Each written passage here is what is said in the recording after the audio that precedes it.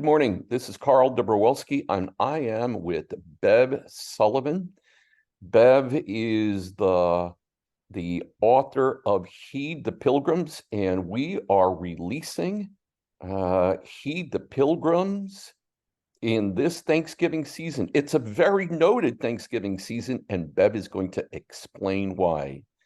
His publishing house is Bedrock Foundations Media, and Bev is going to explain why that's important, why this book is important in our season, and why he wrote the book. Bev, welcome.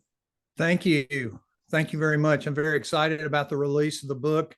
I've actually wrote it a few years ago as a series of articles on my blog, but it is a very timely release this year because it explores and explains in the first chapter that the Pilgrims actually, in the first 2 years of the Plymouth settlement, it lived under a socialist approach to all they did. In other words, everybody who worked contributed to a pool from which everybody would draw.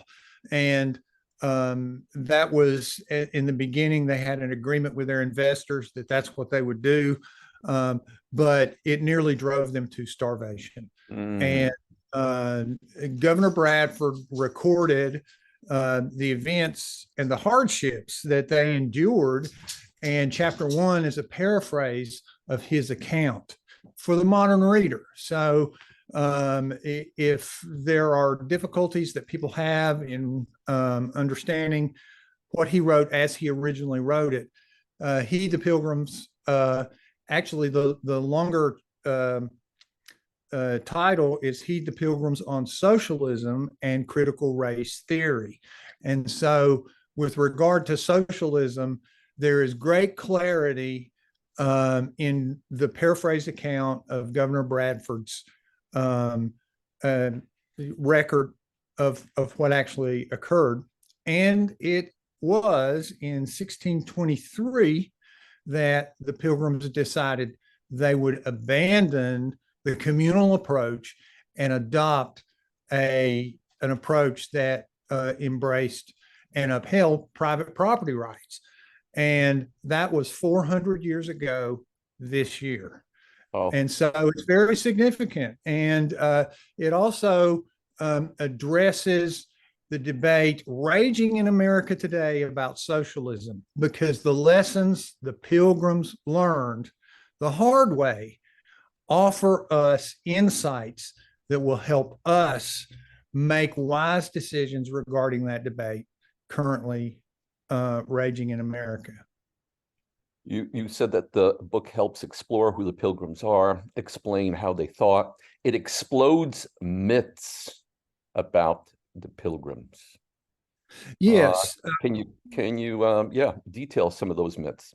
Yes. It is without question that the story of the Pilgrims is foundational to the story of America. And those of us who are older remember that for years, as we were growing up, we were taught to revere and appreciate the Pilgrims. But it's been in recent years that the cultural narrative has shifted, and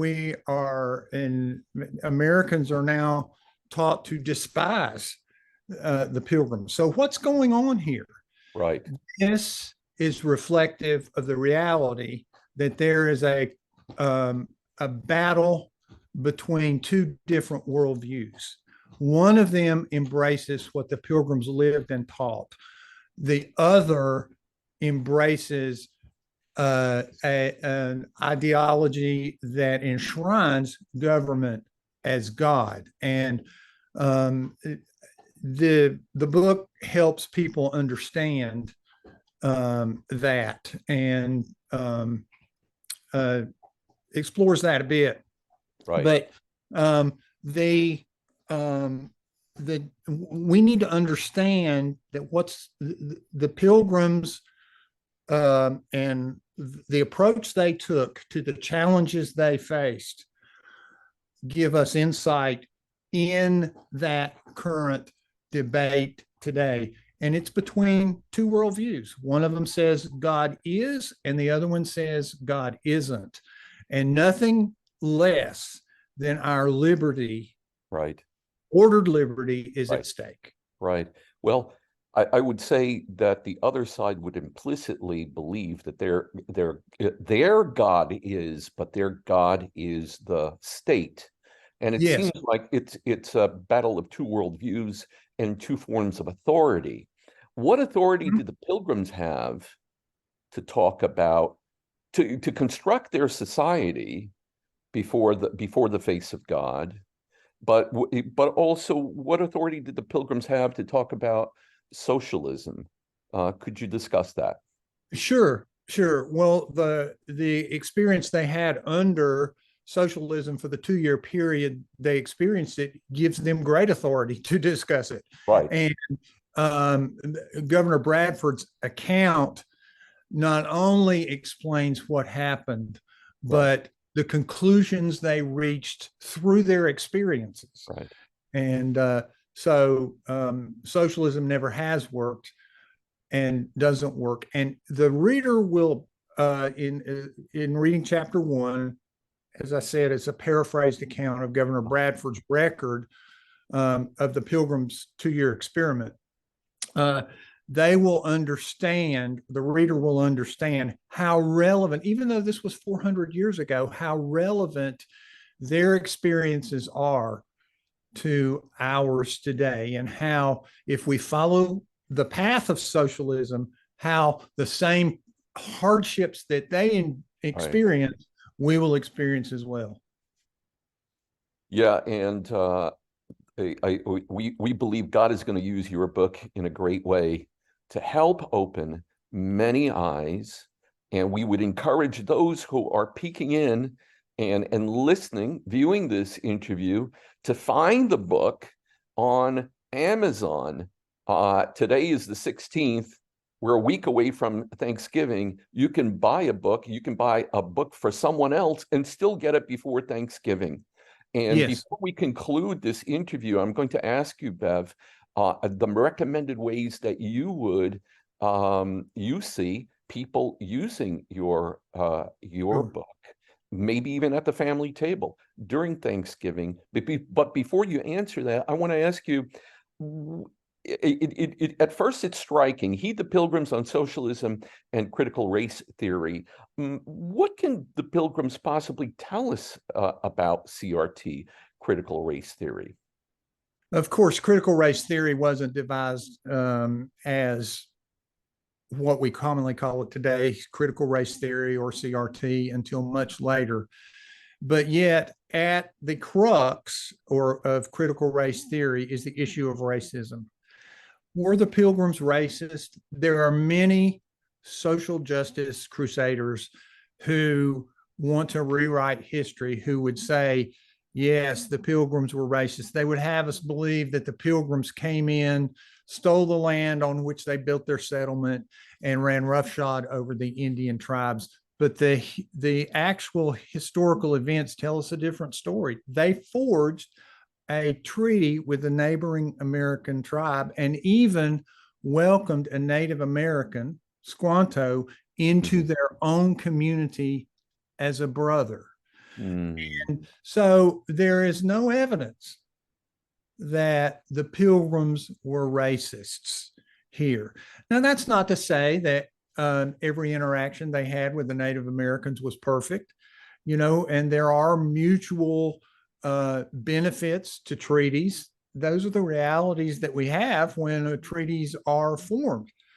But the Pilgrims actually demonstrated for us in a variety of ways how to prevent and how to cure racism. And Heed the Pilgrims reveals that secret.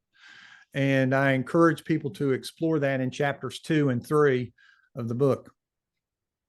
Before we conclude, tell us how people can use the book. Obviously, it's terrific personal reading. One reads the book, they will be grateful for the godly heritage and godly men and women who sacrificed their lives as pioneers, touching down in this great land, beseeching God's blessing. Tell us how a person can use this, a family can use this, a homeschooling group can use this, and a church can use Heed the Pilgrims. When I wrote the series of articles originally, as a follow-up to that, I actually created for what became chapter 1 of Heed the Pilgrims, the paraphrase of Bradford's account, a discussion guide. And that's available at discoverbedrocktruth.org. It's where I house where I store some Bible studies and other creative tools that I've created for people to use in group settings and as individuals too. But this is a discussion guide. And what it does is takes different excerpts from chapter 1, and it allows people to read it together, or there's actually an audio presentation on the webpage, and you can listen to it, and then there are discussion questions that follow to help people understand better what the Pilgrims endured, but also to understand why they were especially grateful in 1623 after they ditched the socialist approach. Mm-hmm. So that's available at discoverbedrocktruth.org. And although there are references made to the article, the title of the article as it was originally presented, Ditching Socialism in the New World, it is the same title as the first chapter. The material is the same, and people can use that for a family discussion. And I believe that it will help people understand better, how